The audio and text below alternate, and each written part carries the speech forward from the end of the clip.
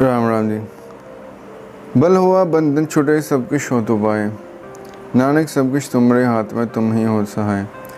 गुरु तेग बहादुर जी कहते हैं कि परमात्मा का नाम जप किया और परमात्मा की कृपा मिली, तब ये दुर्बल जीवात्मा सबल हो गई, बलवान हो गई। बल हुआ बंधन छुटे सब कुछ हो तो उपाय। जब बलवान हो गया तो बंधन तोड़ दिए गए। बलवान जीवात्मा ने, साधक ने बंधन तोड़ दिए, सब कुछ हो तो उपाय और अपनी मुक्ति का उपाय कर लिया। नानक सब कुछ तुम्हारे हाथ में तुम ही हो सहाय। गुरु तेग बहादुर जी कहते हैं, गुरु नानक सब कुछ तुम्हारे ही हाथ में है। तुम अगर सहायता ना करो तो ये जीवात्मा कभी मुक्त हो ही नहीं सकती। तो ये जीवात्मा जो है तुम्हारे नाम का आसरा लेकर, तुम्हारी शिक्षाओं पर चलकर ही मुक्ति को प्राप्त कर सकती है। मुक्त होने के लिए अहंकार त्याग कर पूर्ण शरणागत होने की ज़रूरत है। पूर्ण शरणागत होकर जब परमात्मा का नाम जप करेंगे तब परमात्मा हमें प्रेम पूर्वक स्वीकार कर लेगा।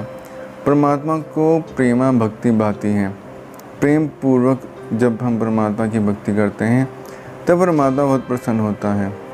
लेकिन अपने साधन का अहंकार जब हम करते हैं तो परमात्मा कभी भी मिल नहीं सकता, परमात्मा कभी प्रसन्न नहीं हो सकता।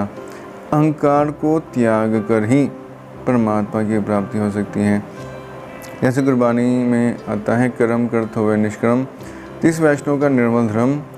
कर्म करते हुए जो निष्कर्म हो गया, जिसने कर्म करने का मान अपने मन से त्याग दिया, सारे कर्मों के फल परमात्मा के चरणों में, अकाल पुरख के चरणों में निछावर कर दिए।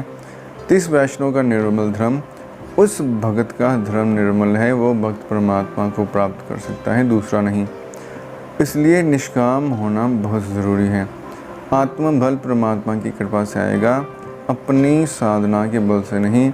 लेकिन साधना करना ज़रूरी है, क्योंकि साधना करके जब हम परमात्मा को प्रसन्न कर लेंगे तब परमात्मा अपनी बख्शिश के पात्र में से हमें वो फल देंगे।